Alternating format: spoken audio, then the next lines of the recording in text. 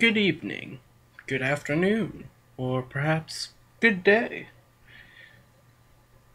or good morning. I forgot that one. Anywho, this is chapter 1 of Past Sins.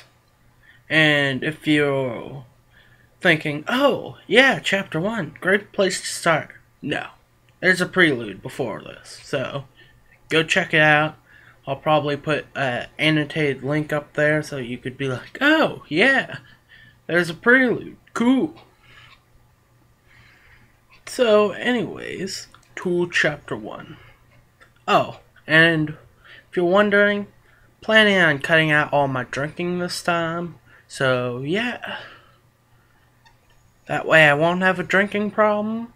And I'm sure you wish your relatives could just cut out the effects of their drinking problems too. Although, I'll probably end up dying from sugar poisoning or something.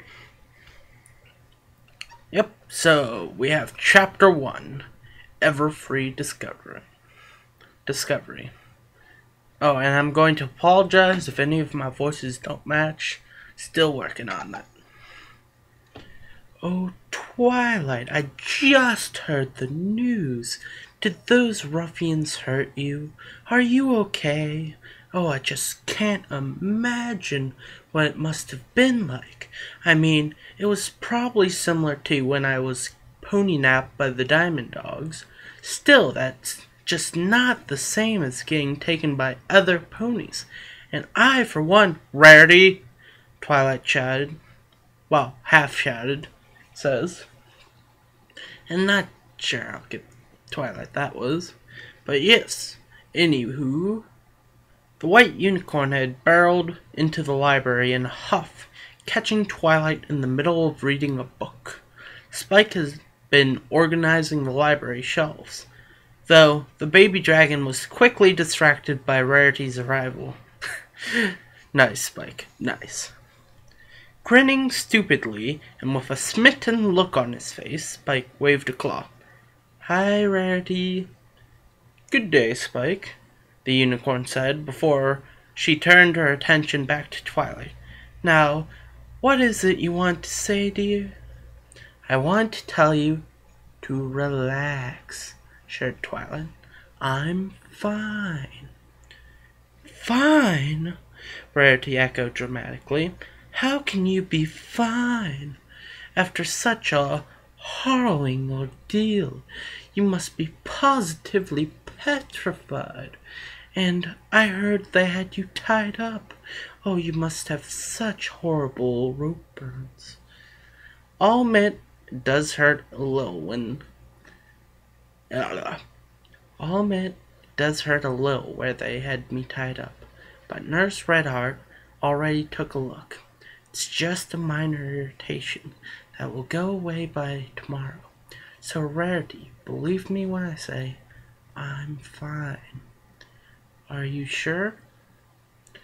I'm sure, Twilight replied, her voice betraying her minor annoyance. I guess that didn't quite show it.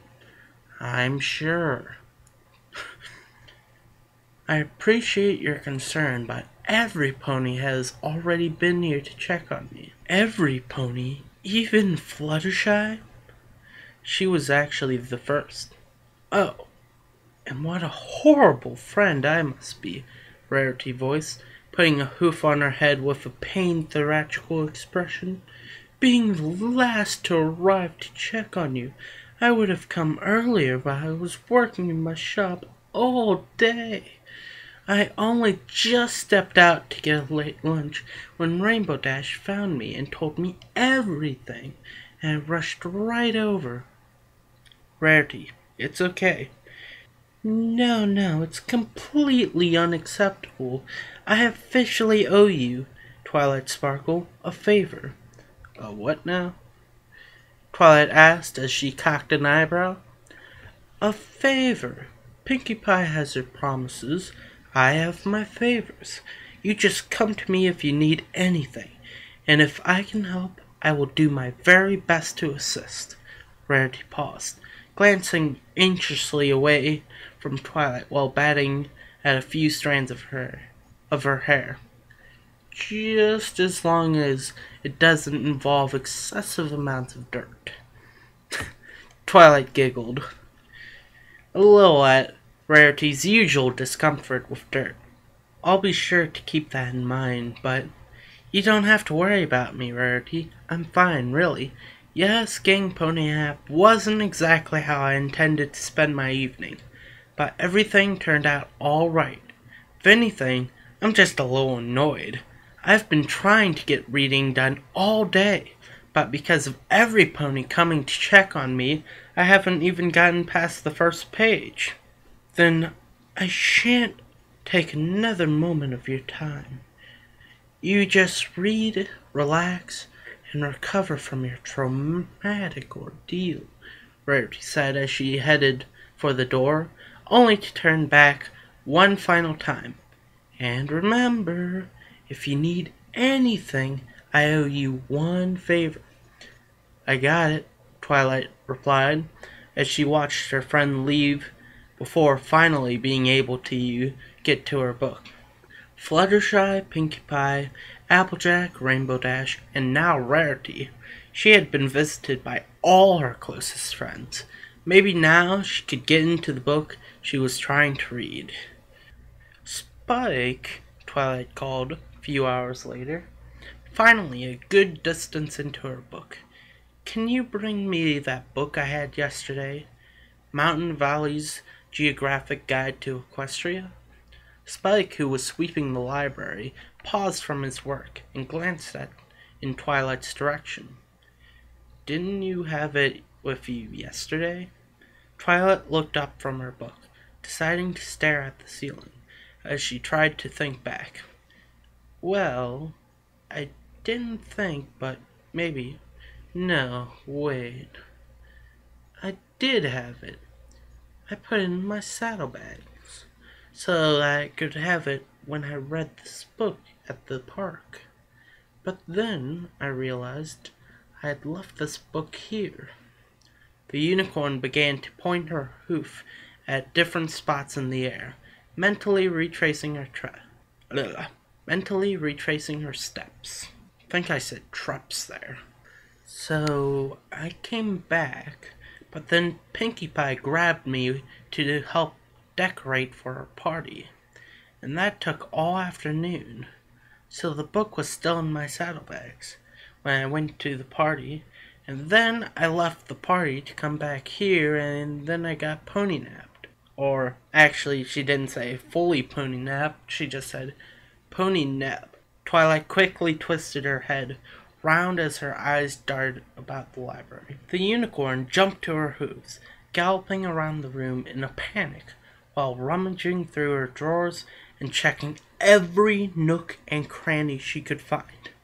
Spike ended up being the one to stop Twilight's panic by jumping in front of her when she was trying to turn and gallop in another direction.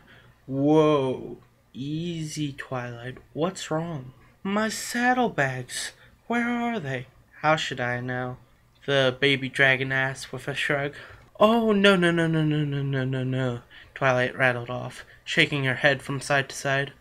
I had my saddlebags with me when I was pony napped, and that means that either those cult ponies took them, or I lost them somewhere along the way.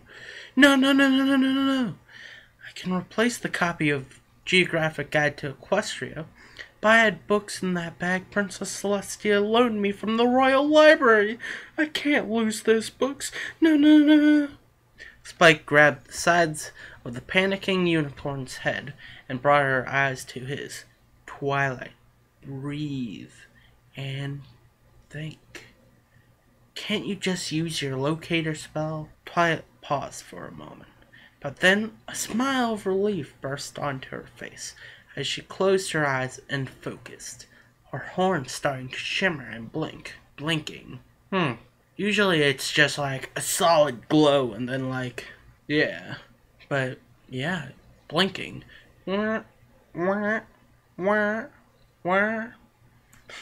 Saddlebag frowned. Sounds strange to me. The locator spell was a charm Twilight put on her saddlebags after leaving them in the library one too many times.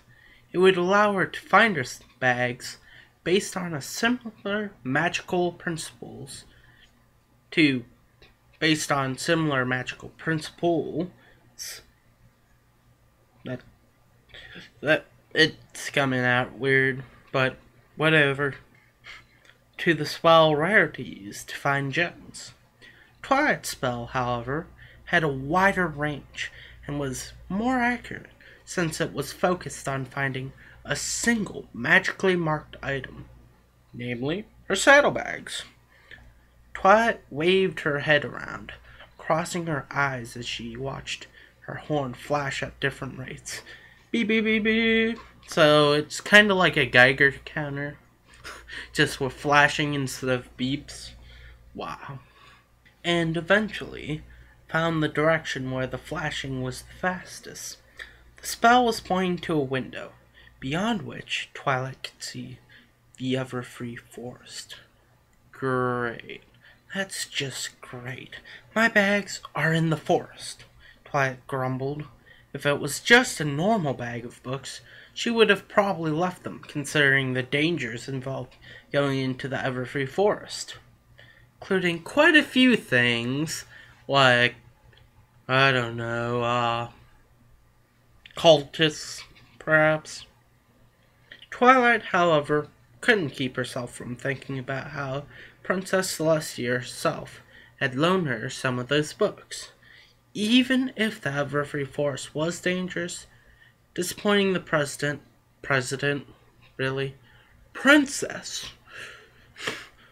Roughly the same thing, right? Princess, president. They're both kinda like, you know, wimps. Anyways, disappointing the princess was worse, at least in Twilight's mind. After a few seconds of internal debate, Twilight began to trot towards the door, only for Spike to quickly cut her off. Nah, no way, Twi.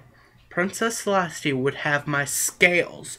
She found out I let you go back into the Everfree Forest the day after you were pony-napped. Well then, she just won't find out, Twilight replied, levitating Spike out of the way only for him to run back into her path. But what if those crazy ponies are still in the forest? Do you want to get pony-napped again?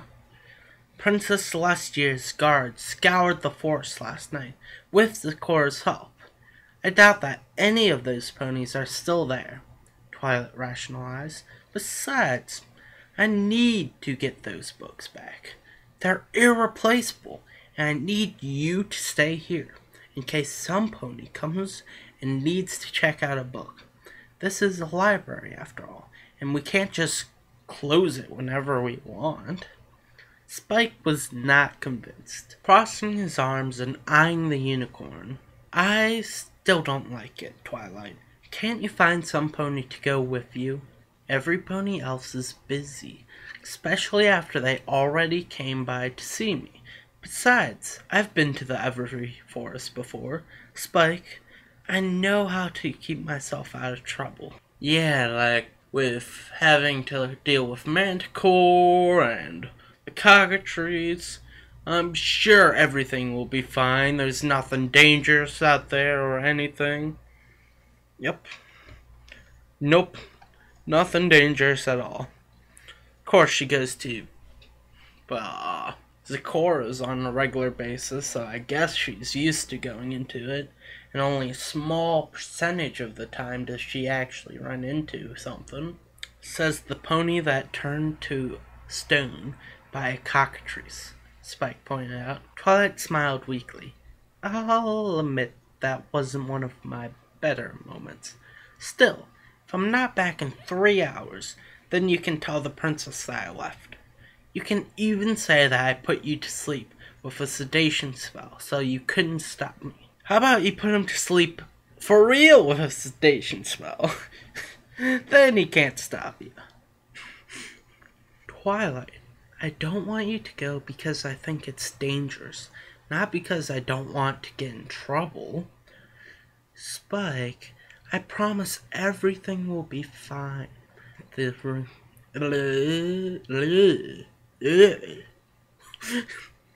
which means the unicorn reassured as she walked around Spike and continued towards the door. Now, just keep doing your chores and I'll be back before you know it. She glanced at the clock.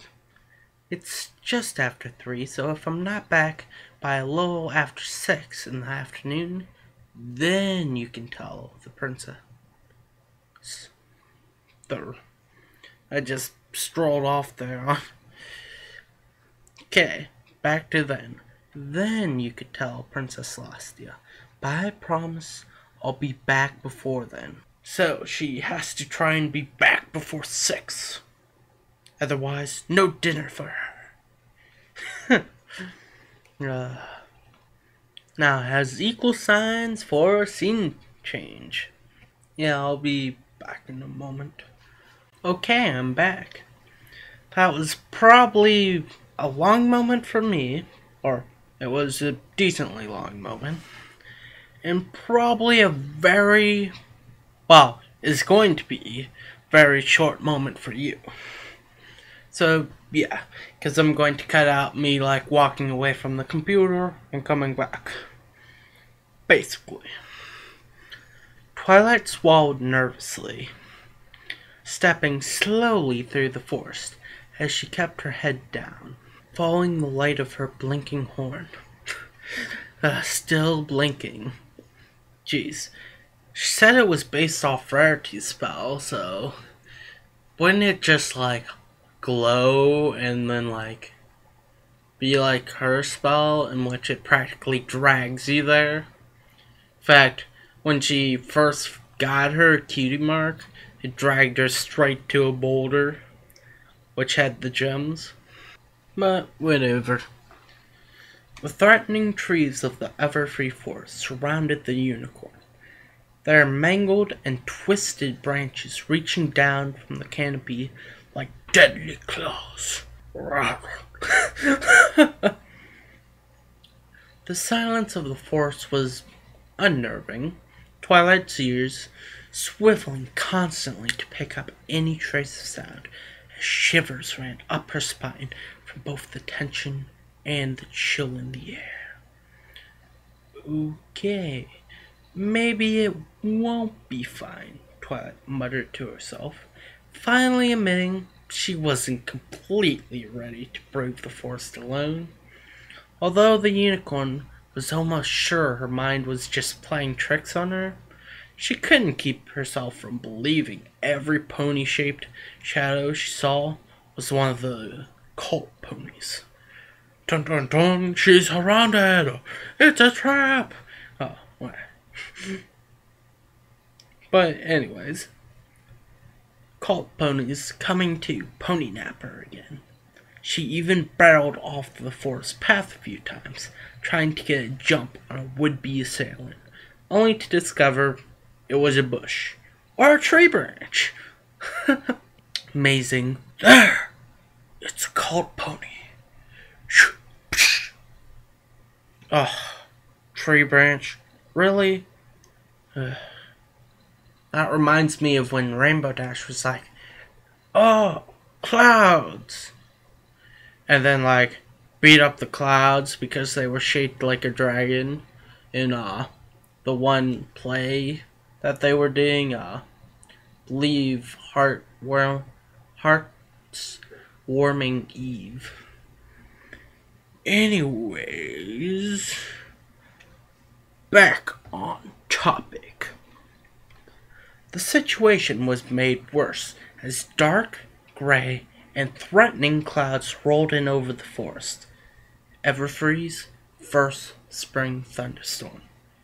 Twilight could only imagine how horrible it would be to be caught in one of the forest's infamous wild storms. Ooh, that makes it sound like a tornado or something like that, but doubt it's that bad, but who knows? Who knows? With winds strong enough to pick a pony off her feet and throw her halfway across Equestria, and lightning that Twilight shook her head, trying to clear away her panicked thoughts. She was getting closer to her saddlebag now. The rate at which her horn was flashing was a sure indication of that. Beep!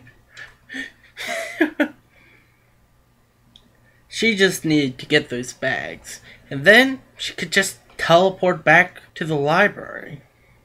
Oh, and if you're wondering, I forgot herself.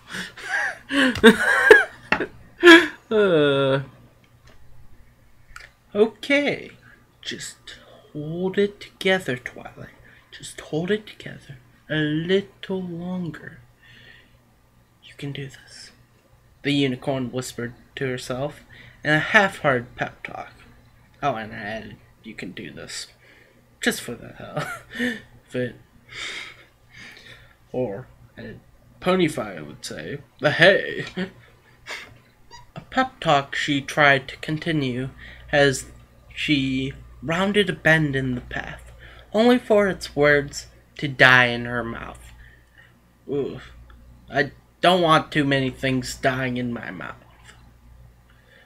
I'm just randomly imagined a mouse crawling into your mouth and dying. Good. But no, it's words that died. But I thought words couldn't die, because they're attached to ideas, and ideas are bulletproof.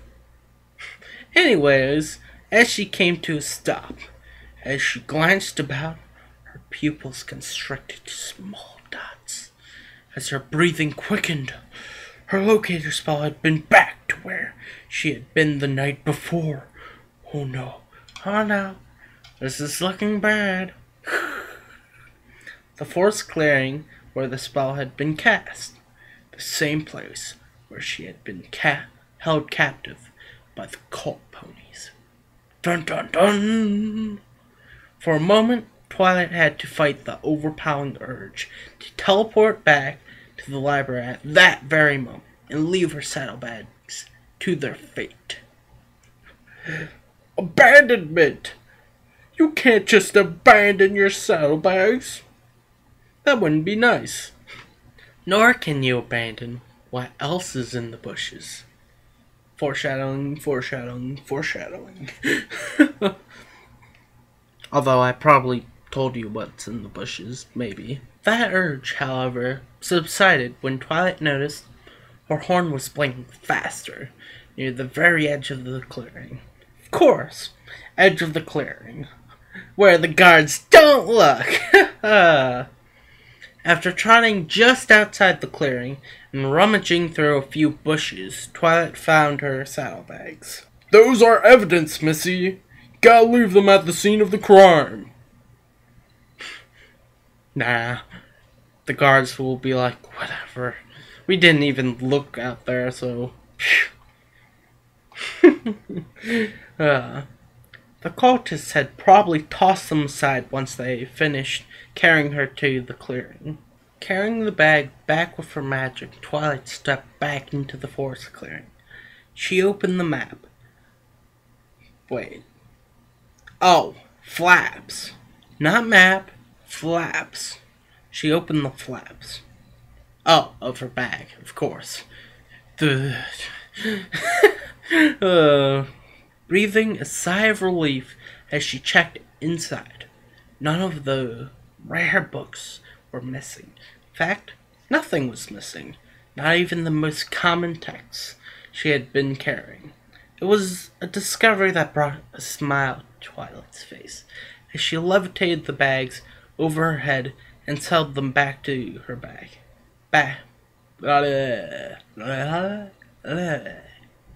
And settled them down on her back. Perfect. Now, just teleport myself back to the library and rustle. Oh no. That was a rustle. Rustle, rustle, rustle. Twilight froze, eyes narrow as her ears stood erect. Rustle, rustle. She turned her head, focusing on the source of the noise. It was a single bush located on the edge of the clearing. Something was moving around inside the foliage, just out of sight, rustling the leaves. Almost instantly, Twilight's mind began to jump to the worst-case scenario, much like it had done when Fluttershy had taken Celestia's pet, Philomena. Yeah, Philomena, I personally kinda disliked Philomena, although I think other people did too. It could be a cultist lingering there in the darkness. Because they didn't check the bushes, of course, they can't be sure cultists weren't just hiding in the bushes around the outside. Cultists ready to jump Twilight, hog-tie her again, and this time, when they cut her, they would do something far worse than what felt like a paper cut. They might use a knife, or a dagger, or a sword, or... She was freaking out, just there, and yeah. Let's see, what's the worst or I can think of? Or cloud sword, or a tank, or a rocket launcher.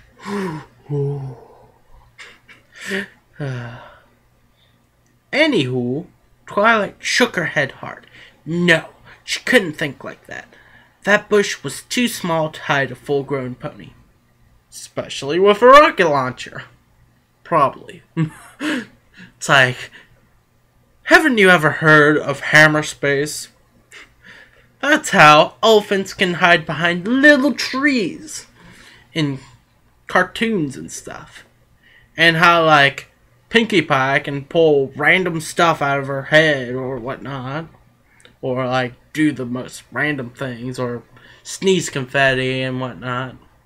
Hammer space. How do you know the bush is in hammer space too? Dun dun dun. I'm going off on little tangents so frequently. I'm sorry. Just had to. It was probably just an animal. Yes, it was just a rabbit or something. She'd just get a little closer, and the little creature would pop out and scamper off, and she could finally breathe. She wasn't breathing this whole time I was talking? Twilight, don't die on me, 'cause I've been talking a whole lot. Oh, she's dead. Unless it was a snake. Oh, if it was a snake, she was going to scream. Inching closer to the bush, Twilight made each hoof step as silent as possible, straining her eyes to see into the darkness formed by the leaves. The branches rustled again. Rustle, rustle, rustle, rustle. But whatever animal was inside had yet to jump free. Flash! Crack! Croom! I love the sound of thunder. Probably from one of those wild storms. She's doomed. She's gonna be blown away like that pony she was talking about. Or mentioned that it was able to make ponies fly away.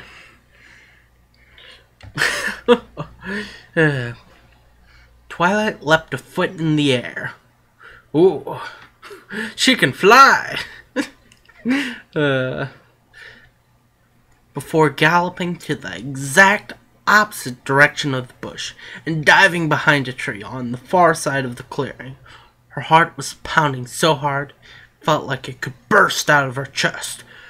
Boom! Ah, my heart! It fell on the ground! Darn!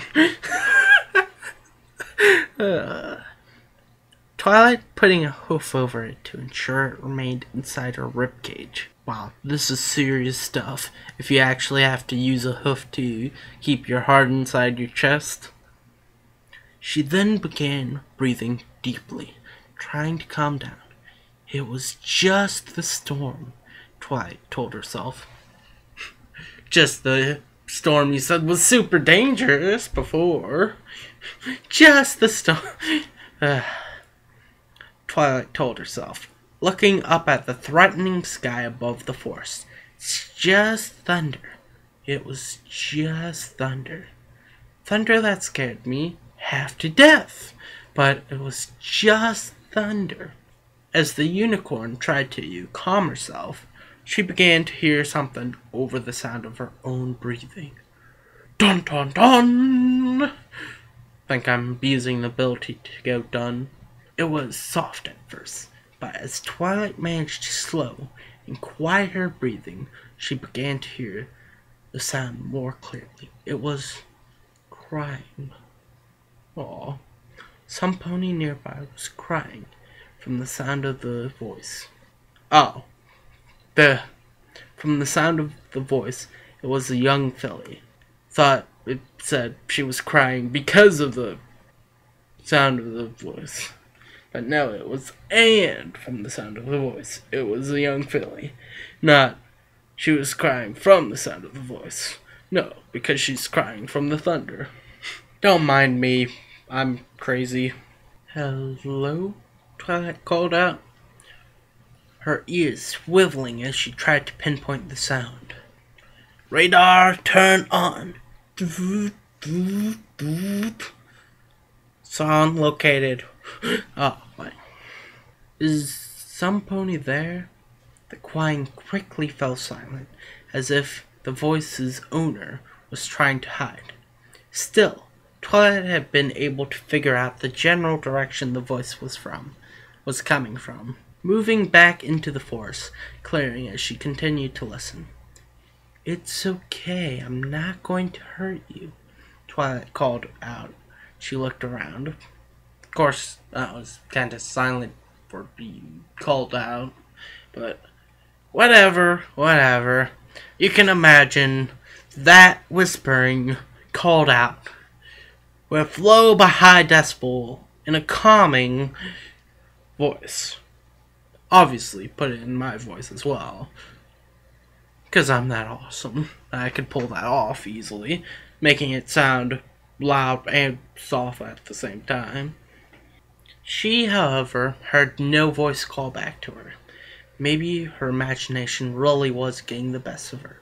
Sighing, Twilight began to gather magic in her horn, preparing to teleport back to the library. But, flash, crackroom! I just love that sound effect. Totally isn't like thunder, but yeah, crackroom, yeah. Okay, so I just said flash crackroom, so yeah, I'm here. Yeah, I left for a little while if you're wondering, then came back. Nope, had to stretch. Again, the storm caught Twilight by surprise. Wasn't as bad as the first time. Twilight was able to keep herself standing in the center of the clearing, instead of galloping off to hide. She did, however, throw an annoyed glare up at the clouds for startling her twice. Scare me once, shame on me. Scare me twice. No. It's scare me once, shame on you. Scare me twice, shame on me. So the shame's on Twilight? But she's blaming the clouds for scaring her again. Still, the thunder had also brought with it another sound. The crying Twilight had heard earlier. And it was close. Deciding it would be better to not try and call out for the pony a second time, Twilight swiveled her ears forward and listened. Doot, doot, doot, doot, doot, doot, doot, doot. Sound located. The crying was now accompanied by some rustling. Rustle, rustle, rustle, rustle, rustle, rustle. And it took Twilight only a few moments to pinpoint its source. Sound located. It was the bush from earlier. The one Twilight had feared hid some horrible danger. Dun dun dun! Inappropriate placing of duns. More concerned about the other pony than the possibility of being attacked, Twilight crept over to the bush as quietly as possible. As she drew close, the unicorn reached out with her magic, began to carefully grasp at the branches. If whatever inside the bush decided to run away, Twilight wanted to at least get a good look at it before it escaped. With a nervous swallow, Twilight braced herself. Her magic shoved the branches away, and the unicorn shut her eyes tight. Wait, what? If she wants to get a good look, why would she shut her eyes tight as she's opening up the bush? Derp, derp, derp. Small part of her is still expecting some pony in a cloak to jump out. Oh, it's Trixie! Oh, wait. Now that would be a twist. When that didn't happen, Twilight cracked open her eye and took a long look at the interior of the bush. Ooh, this is a fancy bush. It has an amazing interior. I want to know the architect of this bush. I'm crazy. Don't worry about me. I'm crazy. I know it. What Twilight found, however, was nothing she could have expected. Philly, as young as or even a little younger than Appleglow, was tangled up in the thorny branches. Philly had nicks and scratches all over, caused by the thorns as she struggled to free herself. Looked like she had been there for a few hours, if not longer. If it were any normal Philly, Twilight would have reached out to help immediately, but the unicorn found herself frozen, mind locking up as she tried to process the filly's appearance. Dun dun dun! Probably preemptive there. Her coat was regal black. She possessed a rich purple mane with a luster comparable to Rarity's, despite the fact that its long strands were tangled in the bush's thorny branches. And finally, Philly had not only a pair of Pegasus wings, but a unicorn horn, making her an alicorn. Yeah, that would have been a better time for the Duns. But they were preemptive, so whatever. Twilight then looked to the filly's turquoise eyes. Yeah, this author really likes the word turquoise, I swear. Had to say it so many times, and at first I was like, saying it completely wrong, but yeah. Which were, well, of course, it is supposed to be the symbol of Nightmare Moon. Yes, which were locked on the young adult unicorn. Those eyes were filled with fear. Philly looked upon Twilight as if she was one of the nasty monsters of the Everfree Forest. Well, as if the unicorn would strike out at any moment and devour her. Now that would be interesting. Yeah. If anybody who's listening to this wants to, draw an image of that or something, that would be awesome, because I'm just imagining, Twilight unhinging her jaw and, gnawing on the little filly. I'm just imagining how epic that would be. Those fear-filled eyes, however, were not shaped like a normal pony's. The turquoise orbs, which should have had round pupils, instead resembled a dragon's eyes. Ooh. With dagger-shaped pupils. The whites of her eyes were also off. Instead of being white, they were a lighter color that closely resembled the color of the irises. Wait, they said lighter color, but they were said instead of being white. So, does that mean it's a lighter color than white? Or I'm kind of assuming it's a lighter color than her iris. Interesting. It's lighter than white. This bleach will make your eyes lighter than white. Oh, and don't put bleach in your eyes. It's a bad idea. And don't sue me for that idea. Because, yeah. Above all, they were eyes Twilight had seen before. They were the eyes of Nightmare Moon. Ooh. Kinda knew that was coming, but whatever. Mean, I talked long enough about the turquoise eyes of Nightmare Moon and stuff. Twilight felt her breathing quicken again as her memory slipped back to the night before. The cult said they were the servants of Nightmare Moon, and they were obviously trying to cast some kind of spell. She might not have gotten a great look at the clearing the night before, but she did see the arcane lines, bowls with powders, and the spell they were attempting. It wasn't some simple bit of magic. To need that much setup, the spell had to be powerful, possibly the most powerful spell Twilight had ever seen. On top of that, they said that they were servants of Nightmare Moon. Didn't she say that already? That was her first point, I think, about the cultists. Yet, there was more to it than that. Oh, wait, I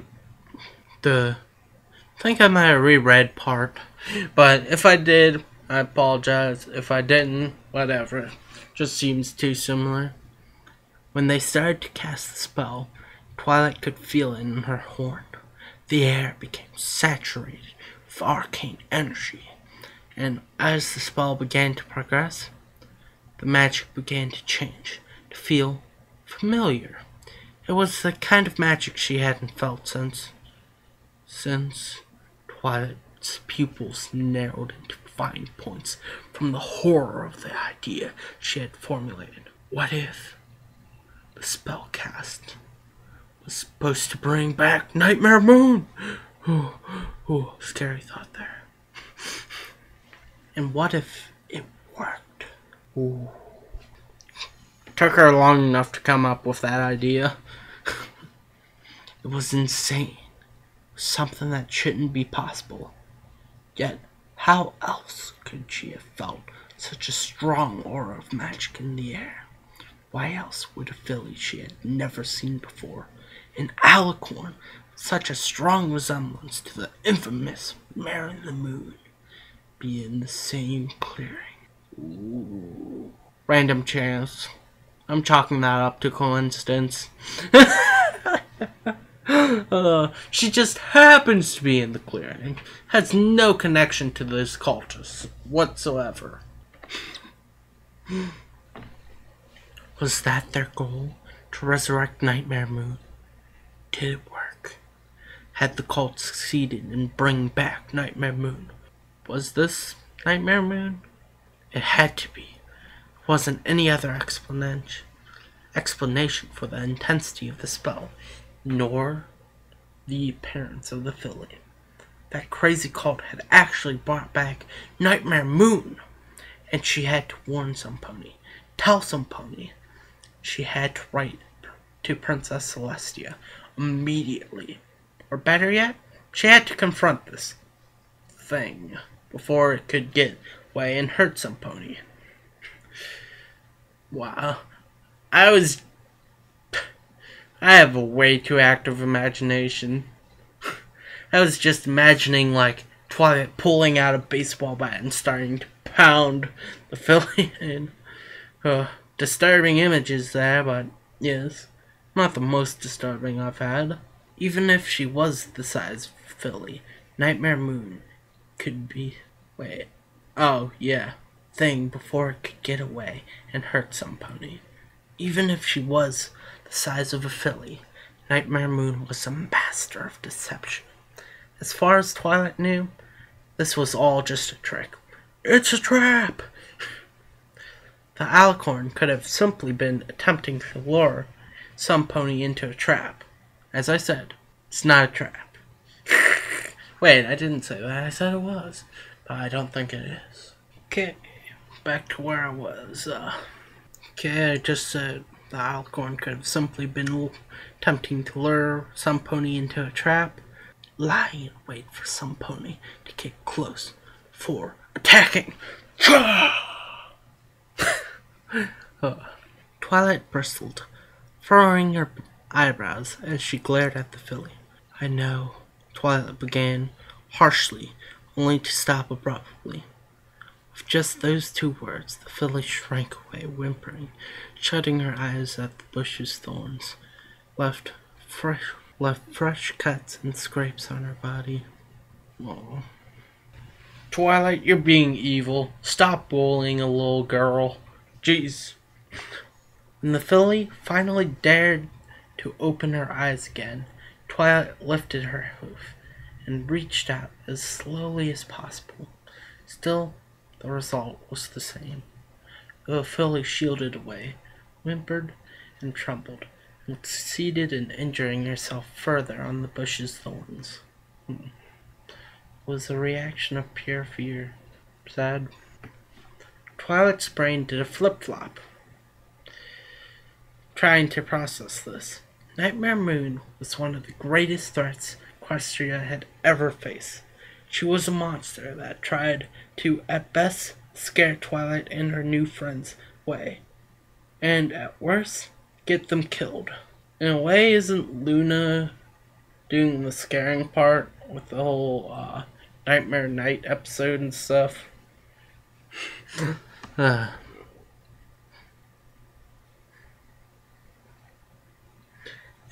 Anyways, she was supposed to be the worst part of Luna's psyche, brought to life. Ooh. At least, that's what Twilight thought the insane cult spell was supposed to do. Nah, turns out they were all lollies. They just wanted her. Oh, wait. Yet, here she was. Just a filly, tangled in a thorn bush. And Twilight was unable to look away. Those dragon eyes that had once looked down on all ponies as if they were nothing but lowly insects were now filled to the brim with fear and pain. Some of the scratches from the bush's thorns were bleeding. The filly was terrified, was hurt, and she needed help. It's okay, Twilight soothed shakily. I won't hurt you. The unicorn wasn't sure at all what she was doing, but she had, at the very least, get the... Oh, I'm thinking I forgot to, at the very least, to get the little filly out of the bush, so she couldn't receive any more injuries. Taking hold of the bush magically, Twilight began carefully snapping away branches, piece by piece. There were a couple times the filly winced. Any small movement leading to a thorn pricking her. Oh. But still, she kept her eyes locked on Twilight. The filly's eyes were filled with fear, but behind that fear was a flicker of hope. Hope that the unicorn who had appeared was not a monster. Don't worry, she probably is a monster. At least a few fanfiction says Twilight is a monster, like Twilight's experiments and whatnot. A few torture fics. Or, I don't know if there are any other Twilight torturing people or ponies fictions besides that. If you know of any, feel free to tell me. Might end up having to read them later on. A few minutes later, with a final snap, enough branches were cleared way for Twilight to gently levitate the filly out of the bush. She brought the filly, Nightmare Moon, out from the edge of the clearing, setting her down in the center, where the pair proceeded to stare at each other. Ooh, staring contest. Let's throw a cockatrice in the mix. And Fluttershy, too. Sorry, I'm so random at times. Twilight's mind was spinning out at 1,000,000 miles an hour, while not going anywhere, cycling through the same thoughts over and over, and I'll say, add in a few more overs, but there aren't really any.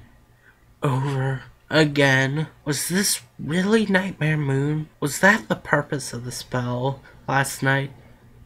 Did it work?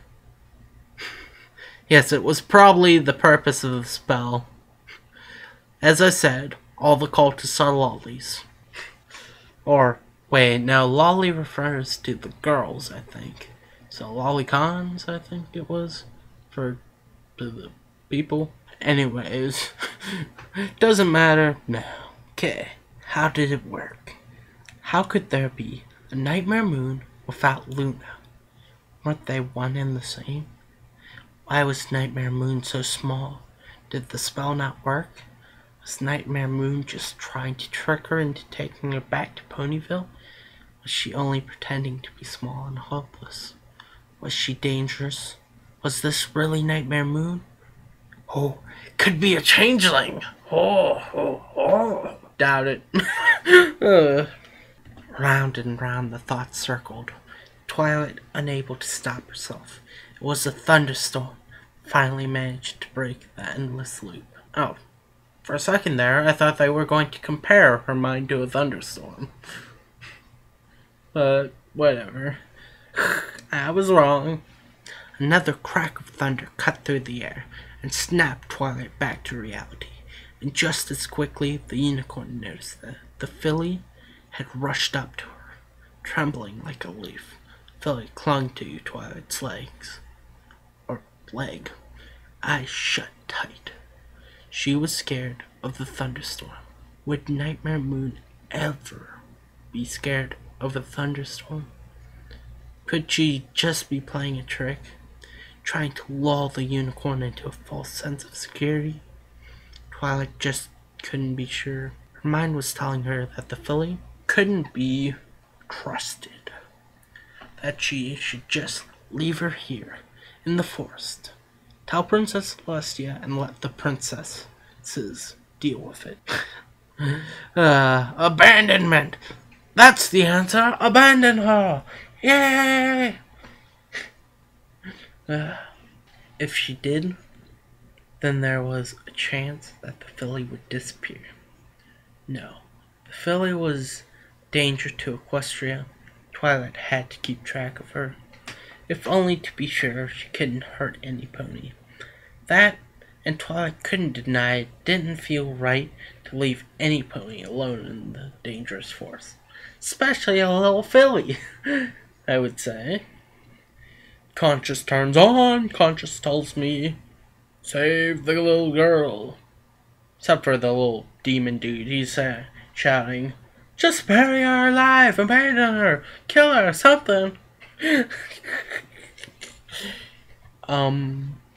Would you like to come back to Ponyville with me?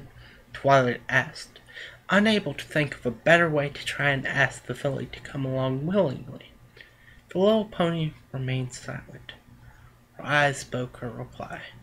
She shakily nodded, clinging even closer to Twilight, as the filly now looked upon the unicorn, like she was the grand savior from a storybook. Twilight, the knight who saves the little princess from the tower. I'm just imagining that. I think I imagined the same thing yesterday. Yep, yeah, if you're wondering, I read this earlier. Didn't think it was good, so decided to reread the whole thing. Yep. Or at least this chapter, I should say. Okay, Twilight might have smiled at this sight if it weren't for the raindrops that were starting to fall on her head. Oh, great, Twilight muttered, flinching a bit as the rain started to get thicker. Oh, it's getting thicker rain. Drops aren't like teeth, they're like, whoa, I'm falling down. Touch me like I'm an anvil. Wow. The storm wasn't going to break up anytime soon, and she wouldn't be able to teleport back to the library with the filly. She wasn't very good with multi-pony teleportation spells. The one time she had been able to pull it off, both she and her passenger had ended up pretty badly singed. Was that? I'm not remembering. I remember her teleporting her and Spike during the whole invitation episode. But, don't remember if she ended up coming out singed. I know she came out looking kind of battered looking. Kind of battered. Okay. Yep. That was the last thing the filly needed after being stuck in the thorny bush. So, Twilight did the only thing she could. Horn aglow as she picked up the filly and nestled her down on her back, between her saddlebags. Yep, she's going to give her a ponyback ride. Oh, wait, it's supposed to be piggyback, but ponyback works fine too. Twilight then turned her magic above her head. Wow. Projecting a transparent barrier just in time to shield them from the worsening rain. It would be a long, muddy walk back out of the forest. At the moment, however, Twilight just hoped that she could get back to the library before Spike panicked and sent a letter to the princess. Okay, and my stomach is starting to grumble, so I'm gonna eat something, and then I'll be back. Okay, I'm back. Anyways, back to the story. Spike anxiously finished writing the letter to the princess, glancing at the clock as each minute ticked by. Twilight had been gone for 2 hours and 59 minutes. Oh, it's coming down to the wire. Will she make it, or will Spike write the letter? Twilight had 1 minute, just 1 minute, to get back to the library before he notified Celestia. There wasn't a second hand on the clock. Oh, right, I have ponified off, so that actually was second hoof. Which is interesting, to say the least, but yeah. On the clock, but Spike still watched it anxiously, rolling the scroll as he prepared to set it on fire. Burn, baby, burn. The baby dragon glanced outside at the raging thunderstorm. Oh no. Rainbow Dash had come by the library earlier to warn that the Ponyville weather team was letting a storm from Everfree Forest roll over Ponyville. Ooh. The storm wasn't scheduled, but the weather team had decided to let it pass over to save themselves the trouble of preparing a storm just 2 days later. Makes sense. I mean, rain coming 2 days early, pshaw, big deal. And if it takes no extra effort, go for it. It made sense, but the storm was still pretty nasty. Thunder, lightning, wind, and pounding rain all came together, and Twilight was out in the storm, possibly hurt, or even pony-napped. Yes, I had the or even, but yes, for dramatic effect. Ooh. Spike glanced at the clock again, seeing the minute hoof click to the next slot. It was official. It had been 3 hours and Twilight hadn't returned. Spike began to breathe in. A message to Celestia, mere moments from being sent magically to Canterlot. Oh, and I'm trying to hold my breath some, when the door suddenly swung open. Yeah, I was holding my breath. Spike! Wow, that was sounding too manly for Twilight. Spike! Don't you dare breathe out! Twilight yelled, pointing a commanding hoof at the baby dragon. She had mud and grime up to her neck, little leaves and sticks caught in her mane, and a tired expression on her face. Still, Spike couldn't help but smile, tossing the carefully prepared note aside before running up to Twilight. Is Spike still holding his breath? He's gonna be like, holding my breath forever. Where were you? That didn't sound too Spike-ish. Where were you? Spike asked, in a combination of worry and relief. And I forgot to mention Probably green fire. Maybe. That would be interesting, to say the least. He would have hugged the unicorn's leg, but he noticed how muddy she was. In the everfree forest, like I told you. It just took longer to find my saddlebags than I had expected. And then I had to walk back in the storm, Twilight explained, doing her best to wipe her hooves clean on the welcome mat before stepping inside. Are you okay? Yes, I'm fine. Nothing happened. Unless you count the storm. All I need is a bath and some dinner, the unicorn answered, her horn glowing as she opened her saddlebags and removed the thankfully dry books. Though the bags themselves were damp and splattered with mud. Well then, you go... Oh, that's Spike. Well then, you go straight upstairs and take a bath. I'll make dinner. How about some soup and sandwiches? Can you make it celery soup and dandelion sandwiches? Twilight asked, with a weak smile. Of course. 1 order of celery soup and dandelion sandwiches, coming right up. After I get these books put away, Spike offered as he gathered the retrieved books. That sounds odd, because, yeah, guess that makes sense though, because she did retrieve them, so they're not retrieved. But, sounds weird still. Yes. Okay, so, beginning the quick task of putting the more common tomes back on the library shelves, while the baby dragon went about his work. Twilight headed to the 2nd floor of the library, crossing her bedroom and entering the bathroom. Oh, and a random note, I'm currently trying to organize my personal library. Will probably take a while, because I have tons of books, surprisingly. Because I'm like, oh, whenever me and my family go to Goodwill, I'm like, ooh, let's look at books. See if there's any good books to, like, get. And I've gotten quite a few catches. So, yeah, I have, like, a huge library and haven't read, like, half of them. Well, not that huge. Nowhere near Twilight Sparkle's size, but, yeah. And I'm just randomly talking, so... let's see. While the baby dragon went about his work, Twilight headed to the 2nd floor of the library, crossing her bedroom and entering the bathroom. It was a small, cozy room with a bathtub that doubled as a shower and all the basic amenities. Nothing fancy, but it got the job done. Okay, and you're probably wondering, where in the world is the filly?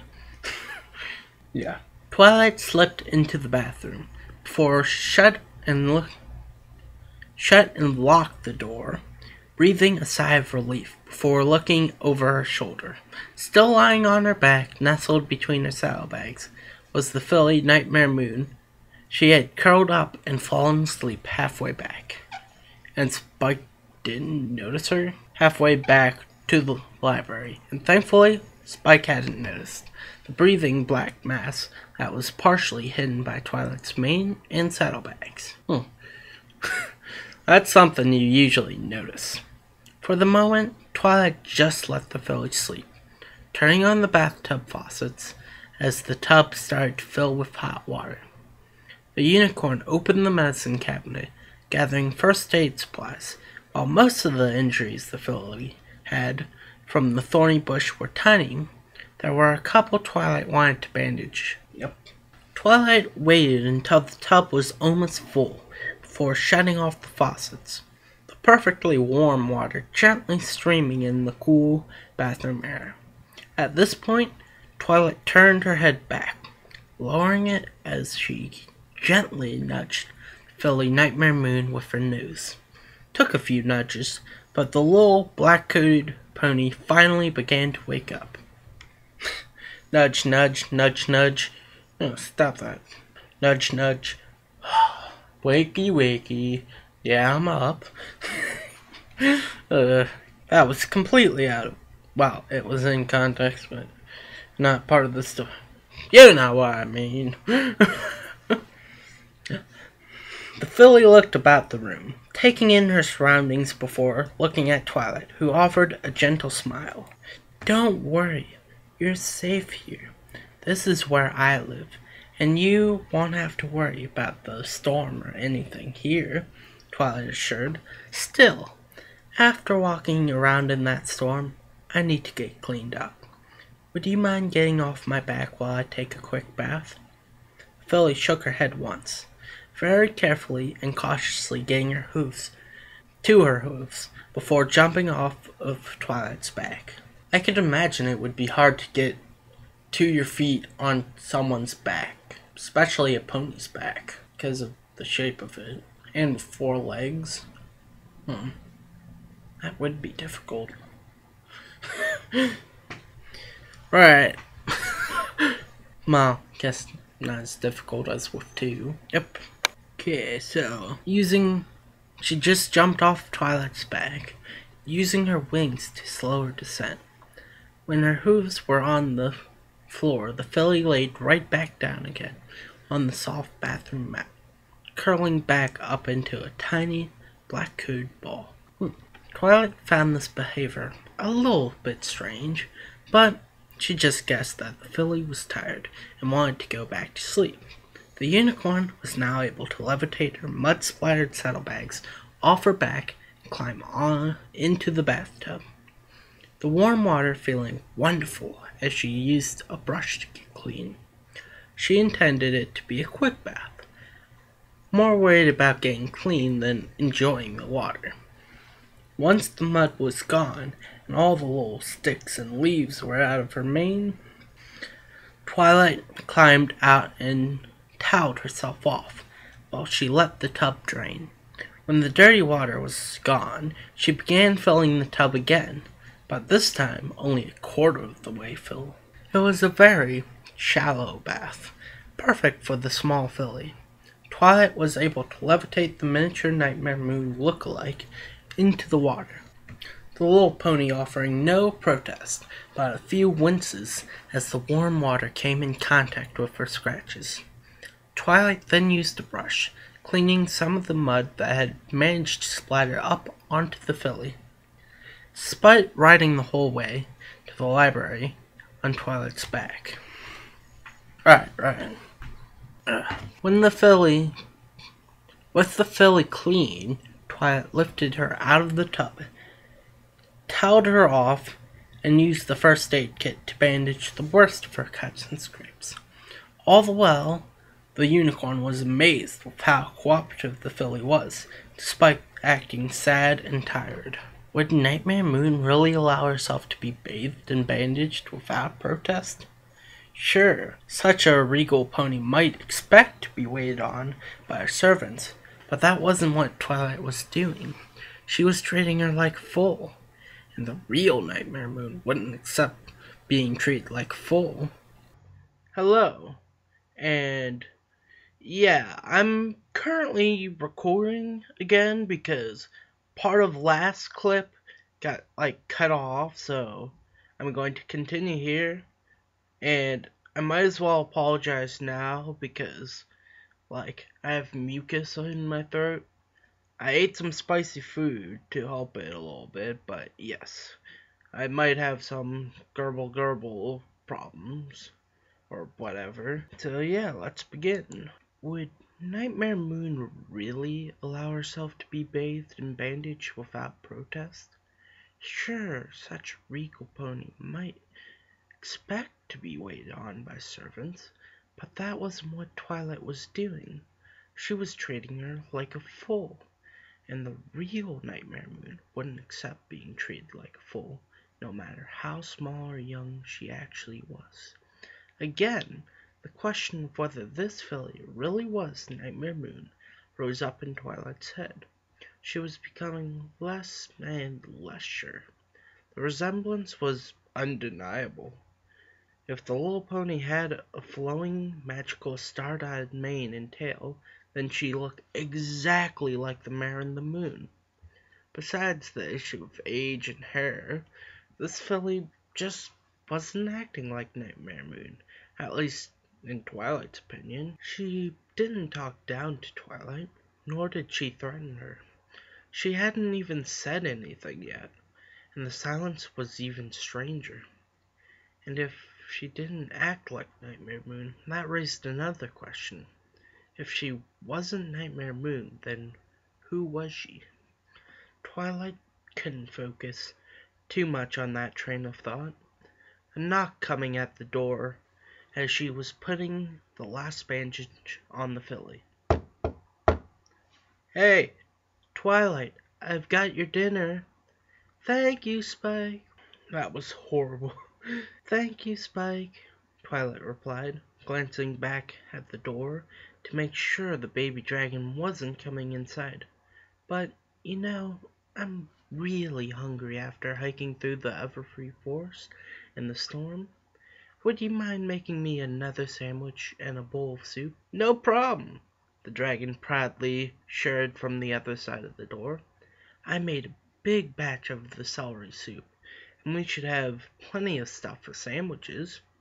I could probably make 5 servings for this meal." "That's wonderful, Spike, but I only need one more." "You got it, Spike replied as he departed.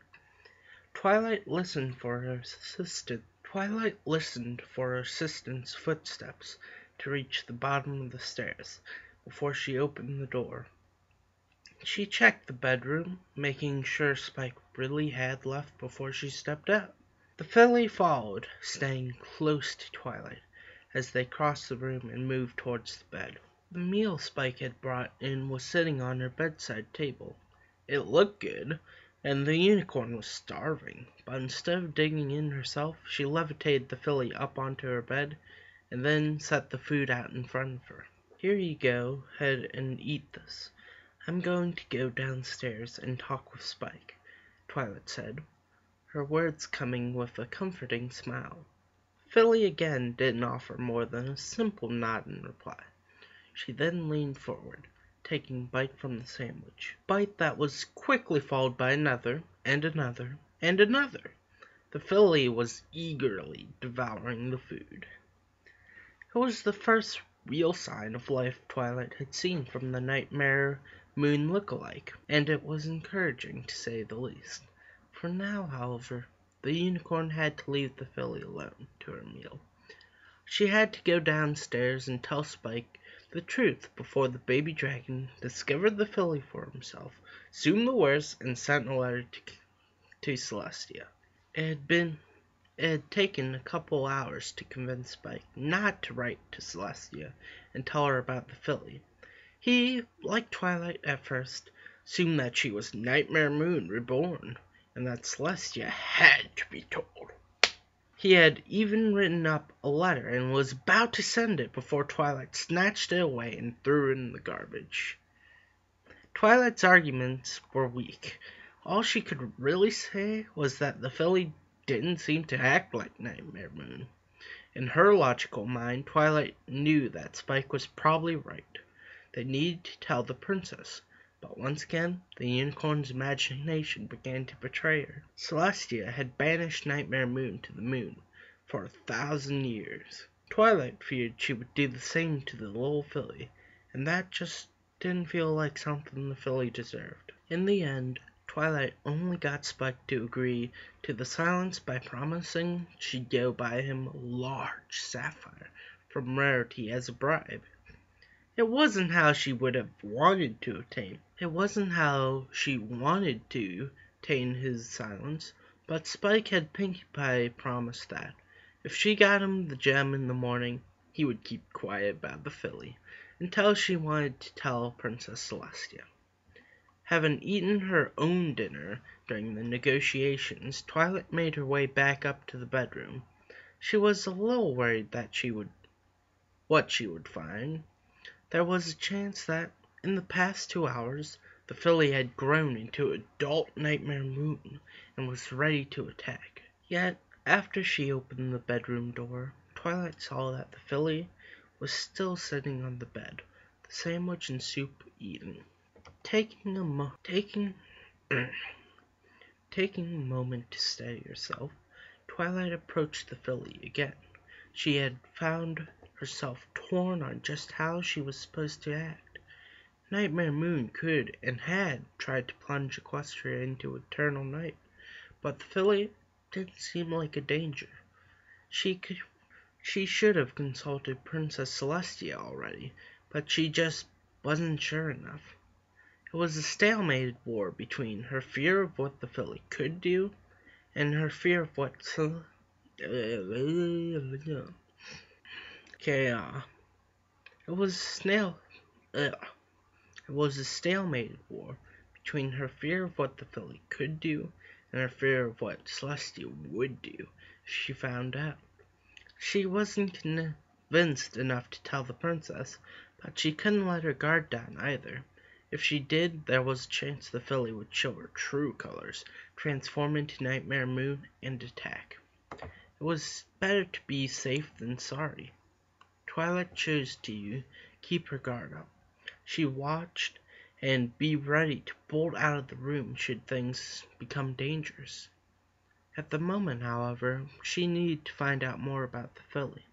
She needed to see if she remembered being Nightmare Moon or maybe had other memories, something to prove who she was. Are you feeling better? The filly nodded only once, barely meeting the unicorn's eyes. That's good, Twilight replied, sitting down beside the bed. So, do you know where you are? Do you remember where you were before I found you?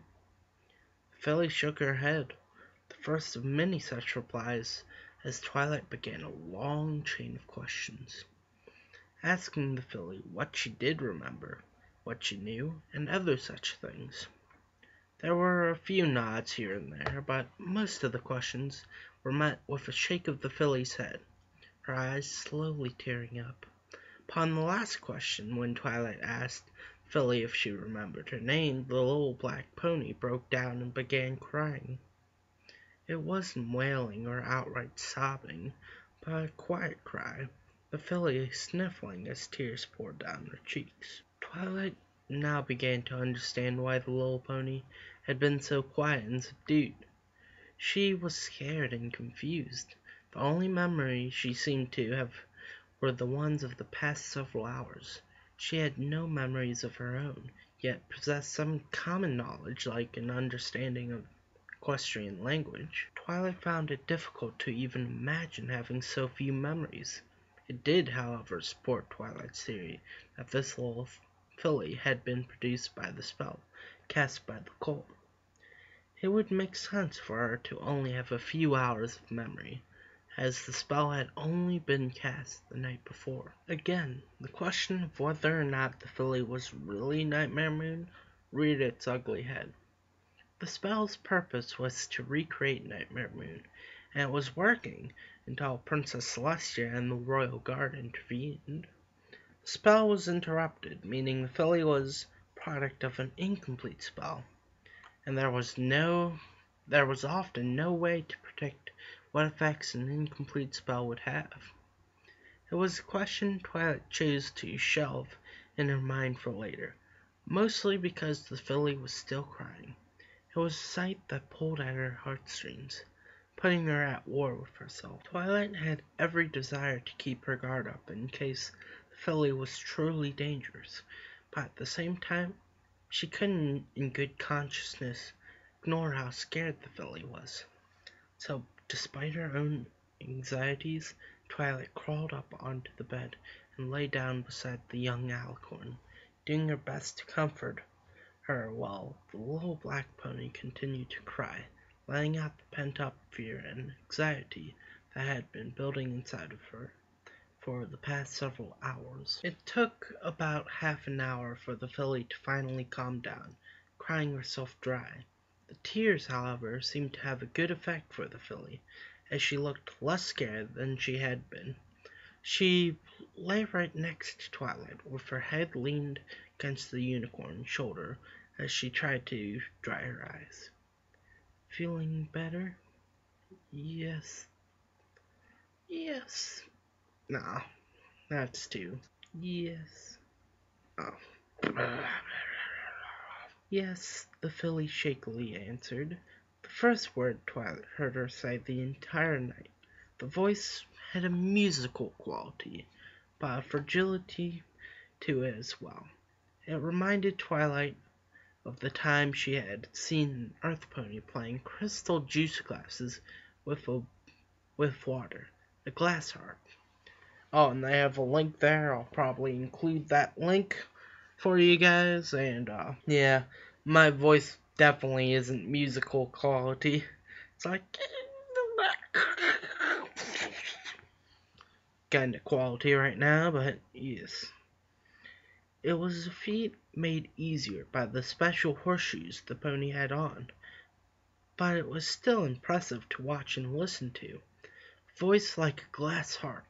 Certainly not the voice of an evil fallen princess bent on creating eternal night. That's good, Twilight replied, falling silent for a time as she struggled to find something to say. Yet when nothing came to mind, Twilight glanced at the clock and noticed the late hour. So, it's been a long day. How about we get some sleep? Can I sleep here? The filly asked as she looked at Twilight, which drew up a fresh moment tension in Twilight's mind. Letting the filly sleep in the same bed was asking for trouble. If she was Nightmare Moon and just playing some cruel trick, she would have every opportunity to attack Twilight in the middle of the night. At the same time, Twilight couldn't bring herself to say no. It was like her mouth had forgotten how to form the word no in the face of the filly's pleading eyes. Yes, you can, Twilight finally admitted.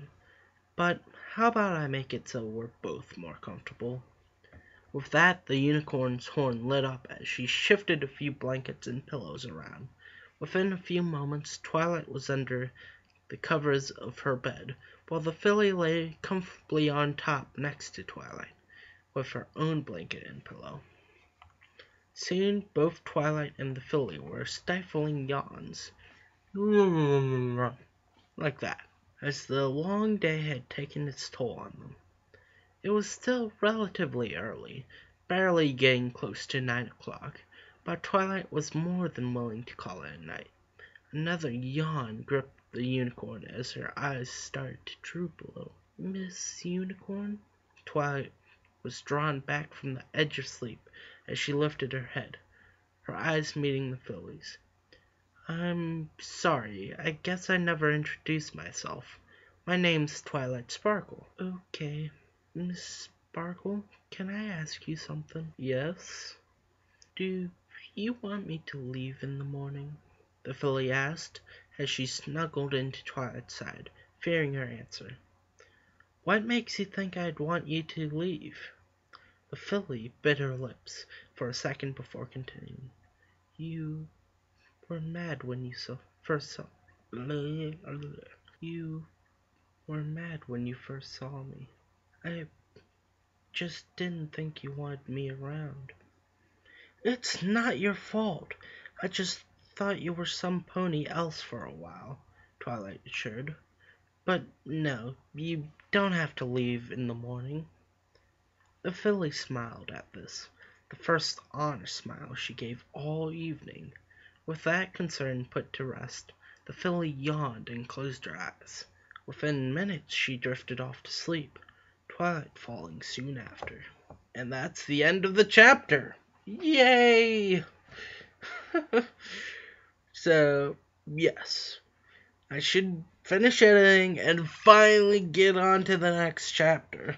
I mean, having the whole commented, uncommented thing was cool, and the reason I did it was because during one part I was like, blah, blah, blah, blah, blah, blah, blah, that I couldn't even believe it myself. I'm like, was I drunk doing this or something?